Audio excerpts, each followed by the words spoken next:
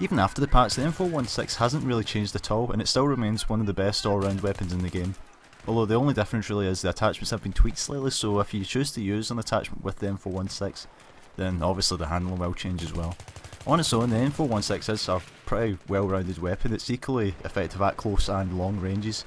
If you choose to use it at close range, then you can effectively fire from the hip, or basically just running gun, as the spread is quite manageable and quite low on its own. And obviously, if you aim down the sights when firing full auto, you will notice the recoil will kick upwards and to the right, so you can kind of use foregrip to sort of counter this.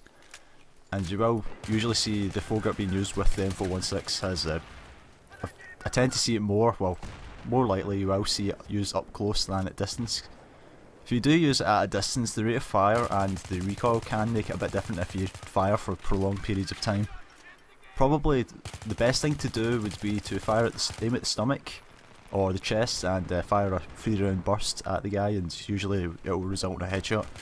But if you fire carefully, then you wouldn't really have a problem with the gun, or the rate of fire for that matter.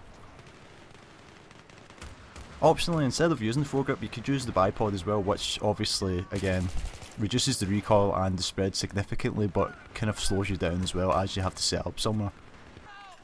This really helps if you can kind of read your enemy, like I've mentioned in previous videos, and it's really good if you're playing defensively, then the bipod would be the best thing to do, but if you're playing more aggressively or offensively, I would go with the foregrip, mainly because of the increased mobility, and you don't really need to set up the foregrip for it to be effective like the bipod, so again, it's really just down to personal preference. Now, the laser sight was quite an interesting one, probably one of my favourite ones again, or favourite attachment for this gun, sorry, due to the hipfire reduction, which was quite insane, which makes the gun even more deadly at close range, as you can dazzle people as well as fire from the hip very accurately. The suppressor kind of increased the hipfire spread significantly, but reduced the recoil slightly when aiming down the sights. The flash suppressor was kind of the same as the suppressor, but it reduces the vertical recoil even more than the suppressor. The only difference being the suppressor doesn't reduce the sound. Sorry, the flash suppressor doesn't reduce the sound, but again, it really depends if you want to kind of stay undetected. Then the suppressor, I'm getting confused now.